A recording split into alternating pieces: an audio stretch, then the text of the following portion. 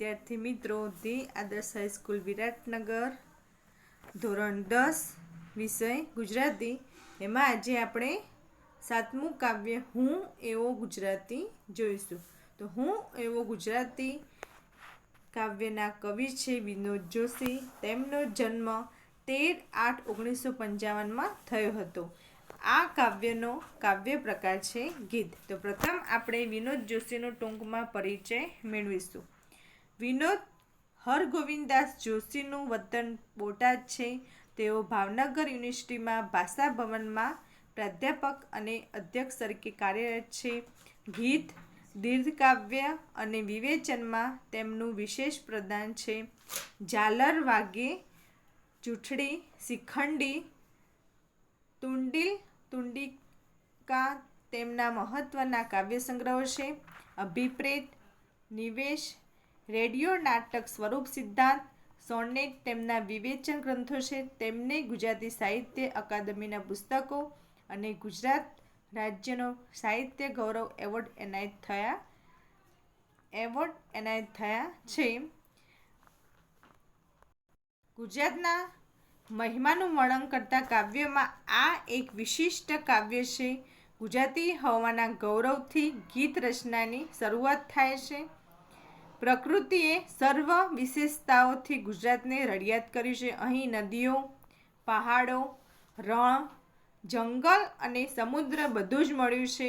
એ કારણે ગુજરાતી પ્રજાનું ખમીર ખીલી ઉઠ્યું છે. અહીં ગાંધી, સરદાર જેવા પ્રેરણા પુરુષો પાક્યા છે, જે સદીઓ સુધી વિશ્વને જ્યોત બનીને માર્ગ બતાવતા રહેશે. ગુજરાત સંતો અને શૂરવીરોની ભૂમિ છે. સિંહો જેવી અનેક વિરલ પ્રજાતિને ગુજરાતની પ્રજાએ સાચવી છે. એની સાંસ્કૃતિક વિરાસત પણ અનન્ય છે. આ બધું જ હોવા છતાં ગુજરાતી હોવાનું પ્રાદેશિક અભિમાન નહીં, પણ ભારત માતાના એક અંશ હોવાના ગૌરવ સાથે ગીત વિરમ્યું છે. ગુજરાત એની સમગ્ર વિશેષતાઓ સાથે આ ગીતમાં નિરૂપાયું છે.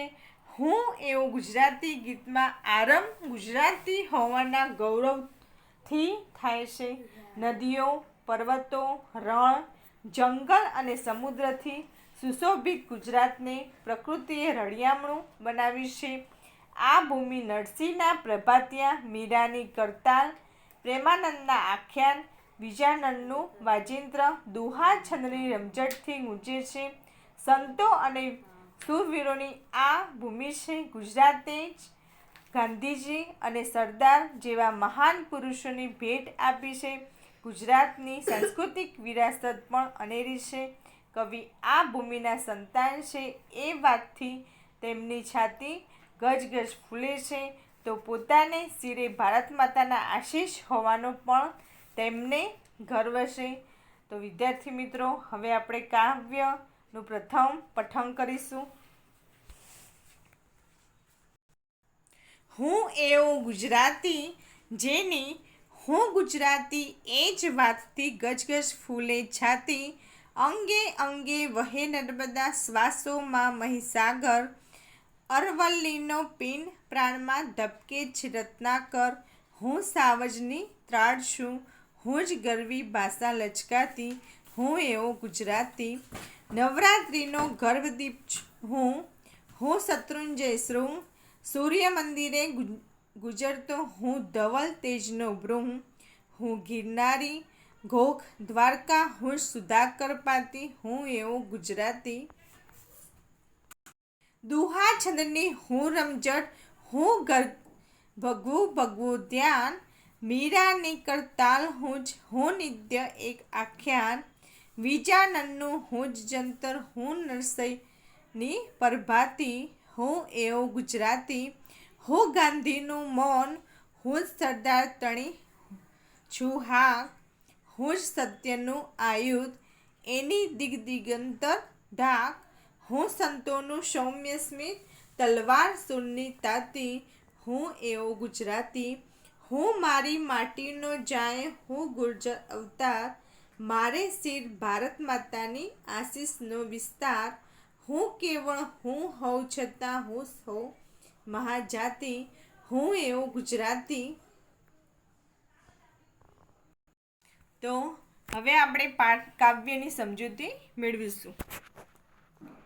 હું એવો ગુજરાતી જેની હું ગુજરાતી એ જ વાતથી ગજગજ ફૂલે છાતી. એટલે કવિ શું કહે છે કે હું એવો ગુજરાતી છું જેની હું ગુજરાતી છું એ જ વાતથી મારી છાતી ગર્વથી અતિશય હરખાય છે. અંગે અંગે વહે નર્મદા, શ્વાસોમાં મહીસાગર, અરવલ્લીનો પિંડ પ્રાણમાં ધબકે છે રત્નાકર. હું સાવજની ત્રાણ, હું જ ગરવી ભાષા લચકાતી, હું એવો ગુજરાતી. તો આ પંક્તિમાં કવિ કહે છે કે મારા અંગે અંગમાં નર્મદાના પાણી વહે છે, શ્વાસે શ્વાસે મહીસાગર છલકાય છે, મારો દેહ અરવલ્લીનો શ્વાસના રત્નાકર ધબકે છે, હું સિંહની ગર્જના છું, હું જ ગરવી ગુજરાતી ભાષા છું.